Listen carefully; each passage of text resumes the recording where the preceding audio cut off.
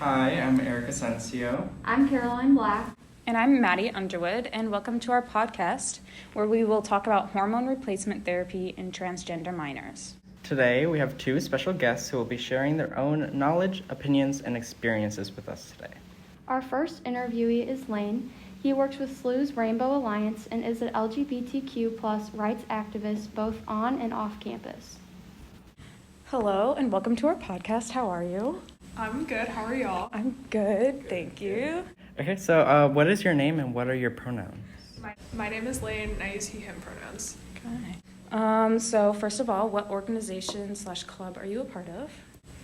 I'm here, I guess, as like a representative of Rainbow Alliance, but I'm also a senator on SGA, and I coordinate all the service stuff for the chemistry club.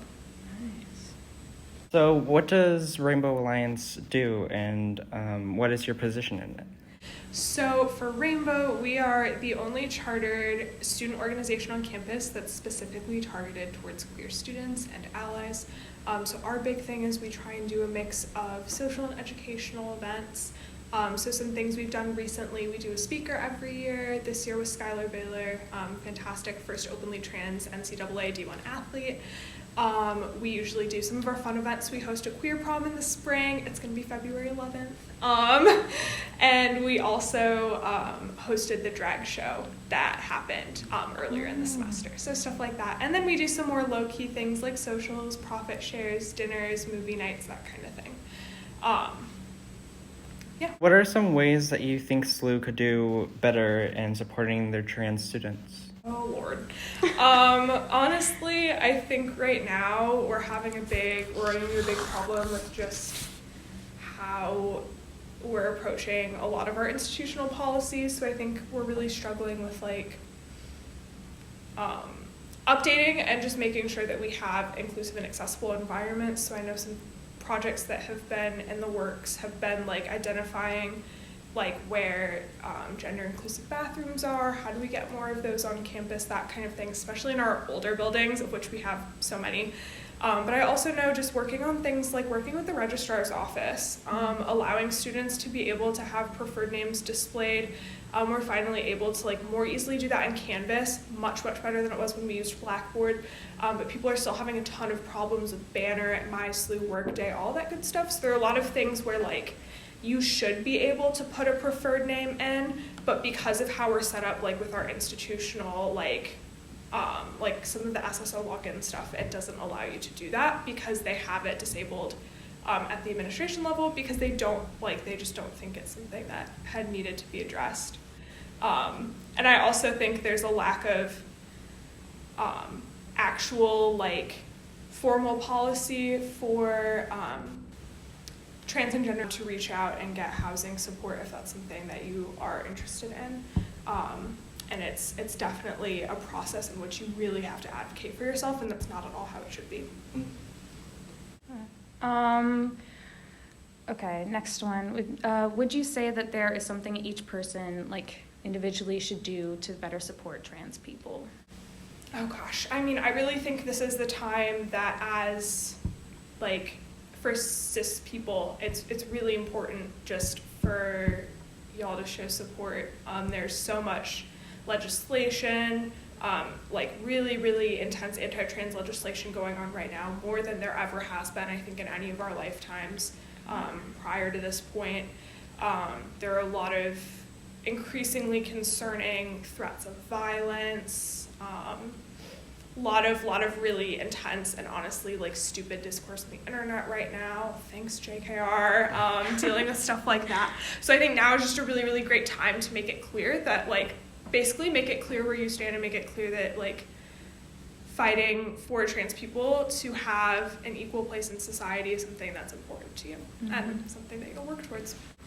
And do you have any media, books, podcasts, videos, etc., that you would recommend for people for watching to learn more about just being more accepting and just a lot of people are closed off to literally just trans people existing. So is there any recommendations you have? Yeah, for sure. So I'd say for podcasts, I really like Gender Reveal. So that's put together by, I think, primarily Tuck Woodstock, and they do a ton of really amazing interviews. And they also have like a Gender 101 series. So they talk about progressively complicated topics of gender. So they have like a Gender 101, 201, 301, 401. So those are really good episodes as well. If you're kind of looking less for the like, let's meet different trans people, more of the like, I want to learn about trans people and trans issues. I would say for other things, if you're looking for other people to follow on social media, I think Skylar Baylor is fantastic. He has a really amazingly curated Instagram and does a ton of activism there, does a ton of really, really informative posts, honestly, that are designed like for cis people or based around like people saying ignorant or like just straight up hateful things. So I think he has really excellent responses and some really great educational resources. And lastly, for our heavy-hitting question is, do you think that hormone therapy should be accessible to minors? Yes. I think, gosh, this is a really heavy question. I think there's a lot of pretty intense debate about this topic right now, obviously. And I think it's something that a lot of the arguments, I think, that are, a lot of the people who are concerned about it and concerned about the accessibility of that to children are also going after things like, I guess let me rephrase, don't realize necessarily the frequency with which hormones are being prescribed to children, and the answer is that like it's very uncommon. It's very, very statistically, like compared to like the general population, obviously there are much fewer trans people, but there are very few even trans like youth who are accessing hormone therapy before the age of 18. And if they are like almost always like going through a very, very significant time period where they're taking puberty blockers, and puberty blockers are considered safe and reversible treatments. They're used for a lot of different things. I know many people who've been on puberty blockers. It's like literally not a big deal. And I also know that like I said, most trans people are not given access to hormones until they're over the age of 18. So I think it's not really a hot take for me, but it is for some people. I think that people who are of an appropriate age should be able to access that, even if they're minors. Like, they're not giving out hormones to 5-year-olds. Like, that's not never a concern. Okay. That's actually all we have. Cool. Thank you so much for talking with us. Thank you. Yeah. Yeah, of course. Great. Thank y'all. Thank you.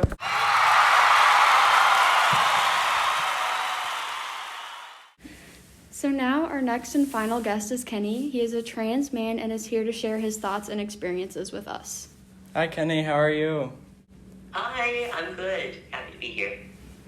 All right, so I'm going to start with some easy questions. What is your name and what are your preferred pronouns? Okay, my name is Kenny Hink. My middle name is Alphonse, and my pronouns are he, him. Okay. What year did you start transitioning, and how old were you? I realized that I was trans and started the process of transitioning in the summer of 2018. So I guess I was 14 at the time. And when you began transitioning, what options were you given to medically transition? At the time, I wasn't really given medical options. Medical options wouldn't come to me until much later, roundabouts when I was 17. The only options I had at that age and up until I was 17 was the usual change name, get a new wardrobe, new pronouns, and have everyone around me start referring to me as, Kenny. Mm-hmm. I had to go through a lot of obstacles and steps to get to medical care. Gotcha. And then at what age did you start hormone therapy, and what year was this? I started hormone therapy right when I turned 17, and that was not too long ago. That was 2020. Yeah, 2020. My 2-year anniversary was last month. Congrats. Oh, congrats.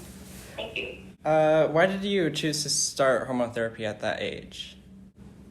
I wanted to start it sooner, but I had to go through a lot of things for insurance and the doctors to prescribe it to me. And so I went on to Australia because I really liked all the effects that it would give me. like my voice. It's a lot deeper now. I really like how it is now. I love the masculinizing effects. One of my favorite silly traits that I've gotten is that I have wrist hair now. I don't know. I like testosterone. It's the hormone for me. I have facial hair. I have facial hair now that not currently, but I get to shave it off, and that's fun. Nice. Did you face any obstacles besides like the medical stuff? Like, did you face any backlash or like barriers in relationships and stuff when you started hormone therapy? Yes. For some context, I used to live in Arkansas. And Arkansas in general is not a very welcoming state for queer people. In my school gave me a lot of backlash for my trans identity. For like, I wasn't allowed to use the boys' bathroom. The teachers weren't required to call me Kenny. None of my teachers referred to me with the right pronouns, and I couldn't have my correct name in the yearbook. That's just a couple of issues. But when I moved to Missouri and Liberty, where we graduated, the only backlash really I had to deal with was, I'm trying to remember, not a whole lot, because I had started testosterone when I moved to Liberty, so I didn't get a whole lot of backlash once I started actively passing as a man. Gotcha. And then what are some effects that hormone replacement therapy has had on your mental health specifically? It's been really good for my mental health. Since I really like how I present myself now and how I sound, how I look, all of that, it's done wonders for my mental health. I'm happy with myself. I'm happy with where I am. I'm happy with how people perceive me. It's been really good. And have you had any regrets about getting hormone therapy? No, I haven't. I went into hormone therapy knowing about all that it would do, all the effects, all the possible effects, anything it could do, and I was okay with all of it. Do you think hormone therapy should be accessible to minors? Yes, I do.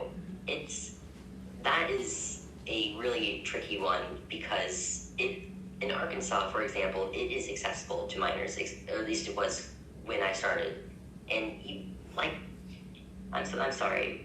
The common misconception is that trans kids are given hormones just like that. I made a snapping sound. Really, we have to go through a lot of things in order to get testosterone, even in states where it's available to minors.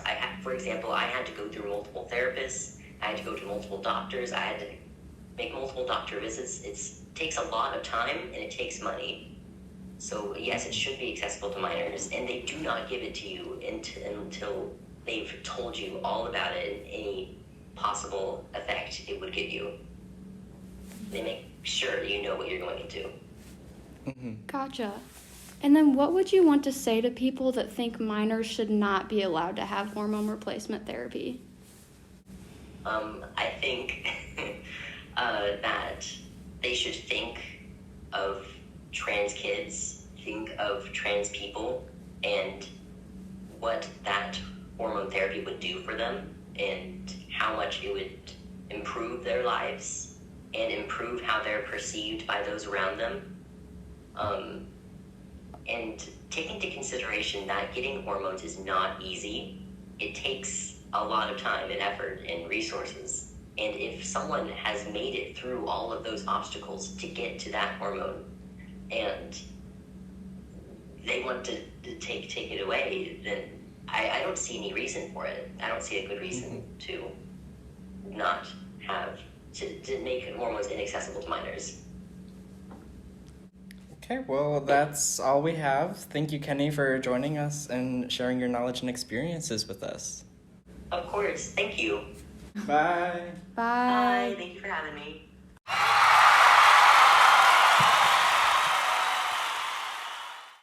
In our conversations today, we learned the importance of being more considerate and accepting towards trans people, especially those who are seeking out hormone replacement therapy as a minor. Thank you so much to all of our wonderful guests for letting us interview them and share their thoughts and opinions on hormone replacement therapy in transgender minors. We hope you all enjoyed and learned something new about this topic. Bye. Bye.